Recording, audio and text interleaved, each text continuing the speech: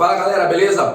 Aquela bufada de sempre para chegar. Professor Paulo Bufada, seu professor de física, bufei, relaxei, oxigenei para nós vermos essa aula aqui. Você viu que hoje eu tô de boné, tô tipo moleque doido. O pessoal veio postando algumas coisas no Insta, no Facebook, fala, prof, dá uma aula de boné. Então hoje a gente tá mais light. Esta daqui é mais uma aula de uma playlist completa que eu fiz para vocês a respeito de movimento uniforme. Vou deixar o card da playlist aqui, clica e apenas vai e acompanha todas as aulas da playlist. Esta aula é uma das que eu mais gosto para mostrar para vocês que as dicas de como aprender física e de como gabaritar física são válidas. Vou deixar o card dessa playlist aqui, que você sabe que é a base para discutir as aulas deste canal. Nesta aula nós veremos o movimento uniforme e a representação dele de três maneiras, em gráficos, tabelas e equacionamentos. Como é que vai ser essa aula, bufada? Nós vamos investigar dois problemas de física para tratar a respeito disso. Se você acompanhar essa aula aqui até o final, você vai entender isso daqui de uma vez por todas. Eu te garanto. E aí, você não é inscrito no canal? Se inscreva no nosso canal,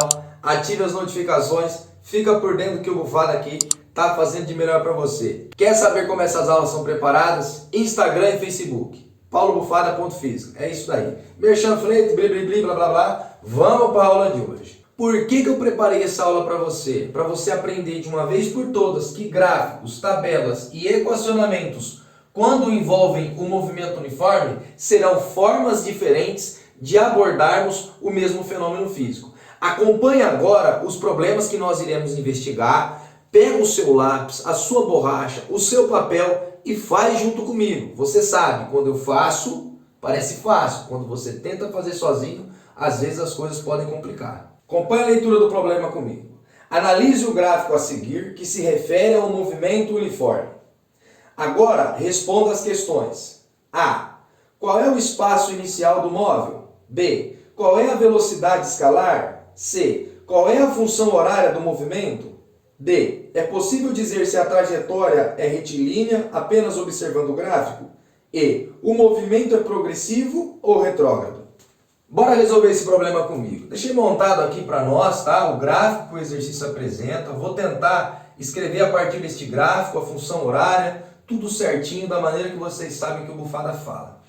Todas as vezes que nós temos esse problema aqui, esse gráfico, ele diz muitas coisas para nós. Como eu digo sempre para vocês, um gráfico ele sintetiza muitas informações. A primeira coisa que você tem que prestar atenção no gráfico é esse eixo aqui e esse eixo aqui. Aqui nós temos o tempo e aqui nós temos a posição. Ou seja, este gráfico é um gráfico de posição por tempo. Um outro detalhe muito importante é essa unidade de medida aqui, que nesse caso está em metros e aqui em segundos. Ou seja, ambas são do Sistema Internacional de Unidades. Um outro detalhe a se destacar no gráfico são as proporções que eu escrevo ele. Eu não necessariamente preciso fazer a mesma proporção em ambos os eixos. Eu vou explicar daqui a pouco por que nós utilizamos gráficos ao invés de utilizar tabelas. Agora vamos resolver isso daqui e aprende de uma vez por todas. Presta atenção. Todas as vezes que nós temos um gráfico de posição em função do tempo, que nós temos uma reta, isso daí vai representar para nós algo parecido na matemática do que nós chamamos de função afim. Outras vezes também chamadas de função de primeiro grau. O que isso quer indicar para nós? Eu já expliquei para vocês lá na aula de velocidade, vou deixar o card aqui, que todas as vezes que você tem a posição em função do tempo e você tem uma reta para cima, pau! Isso vai indicar para você que esta reta é crescente. Quando esta reta é crescente para cima, ela vai representar para nós uma velocidade positiva. E mais, nós sabemos da aula passada que uma velocidade positiva representa um movimento progressivo. Agora presta atenção comigo nesse eixo aqui que é o da posição. Todas as vezes que você tiver o tempo igual a zero e vai ver esse valorzinho aqui, isso daqui sempre será a sua posição inicial. Vamos explorar mais esse gráfico. Esta posição, conforme passa o tempo, ela vai aumentando os seus valores. Ou seja, consigo provar para você pelo gráfico que esta variação de posição é positiva. Fiz essa setinha azul para cima.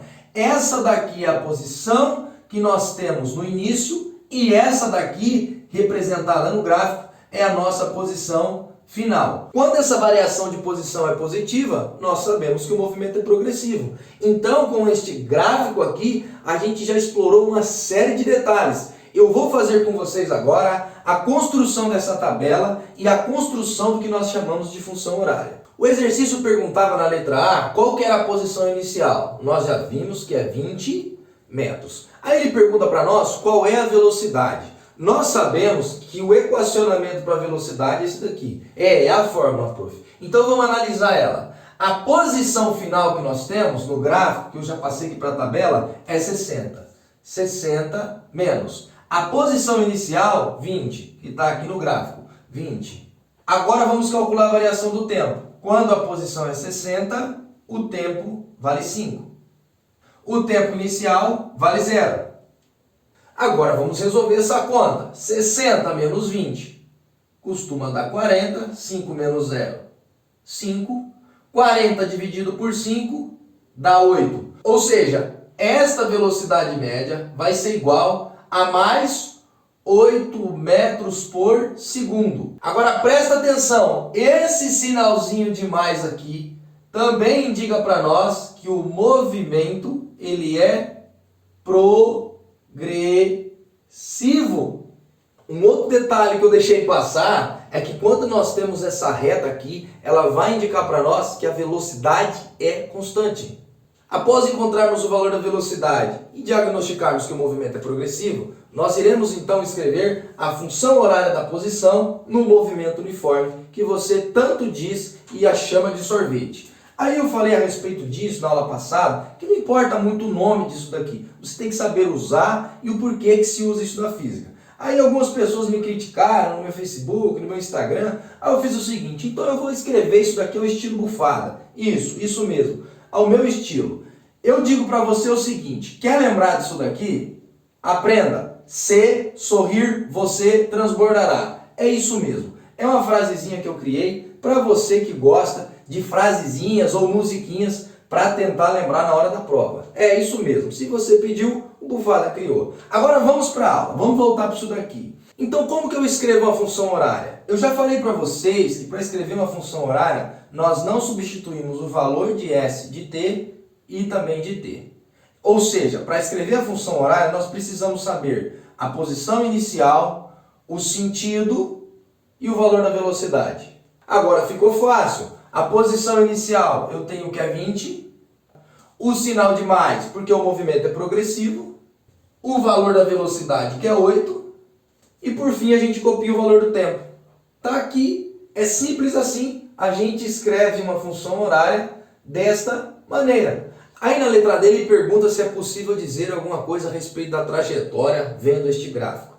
Pessoas, pelo amor de Deus, não confundam isso.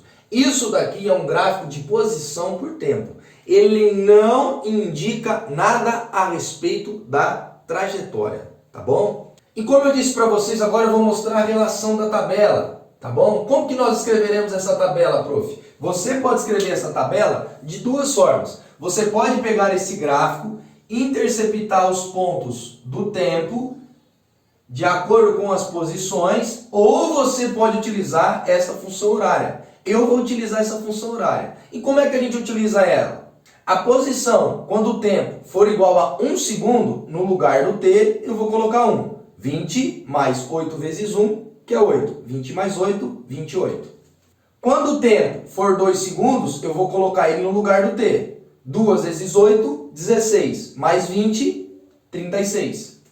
3 segundos. 8 vezes 3, 24. Mais 20, 44. 4 segundos, 8 vezes 4, 32, mais 20, 52. Ou seja, mostrei para vocês como que a gente descobre os valores desta tabela a partir da função horária, ou você também poderia utilizar a partir do gráfico. Por que eu sempre trago isso a mais? Para você ter uma visão do todo. O gráfico, nós respondemos a velocidade, interpretamos a posição inicial, essa reta crescente dessa função, a velocidade positiva, movimento progressivo, escrevemos a função horária e relacionamos isso com a tabela. Aí os estudantes perguntam para mim, Bufada, por que normalmente aparecem gráficos e a função horária e dificilmente na física a gente vê tabelas? Isso ocorre, gente, porque às vezes a quantidade de valores ou de informações são tão grandes que as tabelas seriam enormes, muito grandes mesmo. Para tentar sintetizar isso aí, eu consigo mexer na escala dos meus eixos do gráfico, e essa função horária também é uma síntese de se escrever essa função horária da posição em relação ao tempo. Leitura do segundo problema. A tabela fornece em vários instantes a posição de um automóvel em relação ao quilômetro zero da estrada em que se movimenta.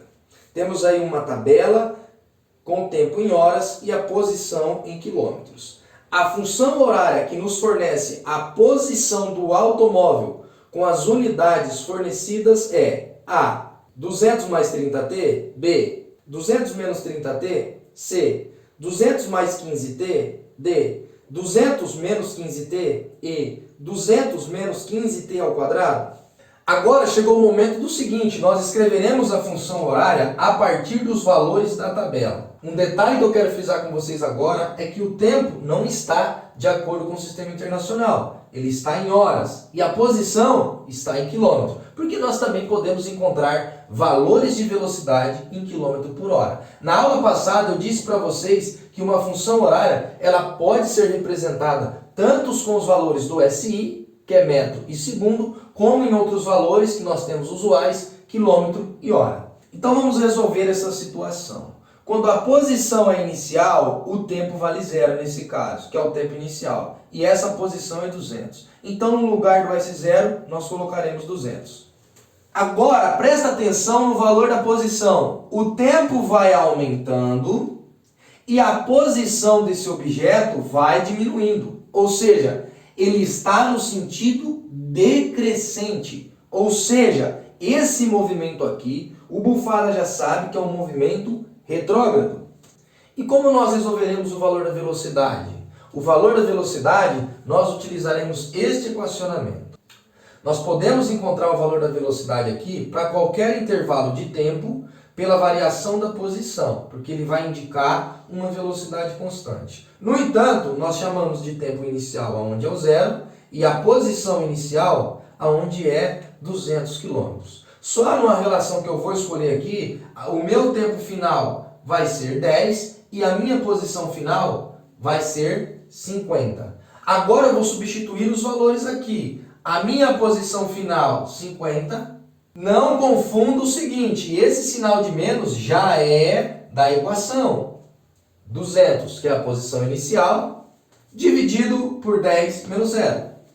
Gente, muito cuidado com essa operação. É 50 menos 200. Não tem nada de jogo de sinal entre os 50 e o 200. Você tem uma dívida de 200 e paga 50, você ainda fica com um débito de 150. Dividido por 10. Corta o zero, menos 15. Ou seja, esta velocidade média vai ser igual a menos 15 km por hora. Por quê? Porque aqui o tempo está em hora e a posição está em quilômetro. Agora presta atenção nesse sinalzinho de menos. Esse sinalzinho vai indicar que o movimento é retrógrado. Então, no lugar da velocidade, eu vou colocar 15. E o tempo, como nós substituímos, está aqui. Esta daqui é a função horária da posição para esta tabela. Esse exercício vai pedir para nós só isso daqui. Mas eu quero dizer para você, ao contrário do anterior, nós tínhamos o gráfico e construímos a tabela. Agora nós temos a tabela e a função horária e construiremos o gráfico. Então vamos lá, quando o tempo é zero, a posição é 200. 0 e 200. Eu não disse para você que esse ponto aqui é o ponto onde a posição inicial? Está aqui, os 200. Quando for 2, ele está em 170. 4, 140. 6, 110. 8, 80. 10, 50. Como nós vimos agora, com a ajuda da minha régua master, eu vou traçar essa reta que vai ser característica de uma velocidade negativa. Essa reta decrescente aqui vai indicar para nós uma velocidade negativa. Agora tem mais um detalhe que eu quero discutir com vocês no geral aqui. Presta atenção, olha esse gráfico aqui, a variação é positiva e ora ela é negativa. Olha essa tabela, a variação é positiva, ora ela é negativa. Se você prestar atenção numa interpretação física que eu venho batendo e martelando com vocês, é que a variação do tempo sempre será positiva. Se calcular um tempo negativo, eu já falei que tem alguma coisa errada. Só para recapitular a aula, entendeu agora a relação entre gráfico, tabela e equacionamento? Eles são linguagens diferentes de se dizer a mesma coisa. O gráfico com todas as suas representações, as tabelas, a função horária e o equacionamento. Tá lembrado? Teoria, equacionamento e gráfico. Eu trouxe de brinde ainda a tabela. Meus amores, essa é a aula que eu trouxe para vocês. Se você gostou dessa aula, dê um like. Ajuda o Bufada a preparar conteúdos melhores ainda para vocês e a divulgar o nosso canal. Tem mais um detalhe, veja as próximas aulas onde a gente vai resolver vários exercícios agora envolvendo ultrapassagem, encontro, com todas essas informações que nós fomos construindo ao longo da aula 1 e da aula 2. E eu volto a dizer para vocês, ali estarão a resolução dos principais problemas. Antes de me despedir, gostaria de lhe dizer o seguinte, no final do vídeo sempre terá um indicativo da tela das próximas aulas ou das playlists que eu venho elaborando aqui para vocês. Tá bom, para de conversa. Do mesmo jeito que o Bufada chega, o Bufada vai embora em grande estilo. Aquela bufada passei aí, papai. Tamo junto sempre, é nóis. Fui! Hoje eu tô moleque doido. Hoje eu tô moleque doido.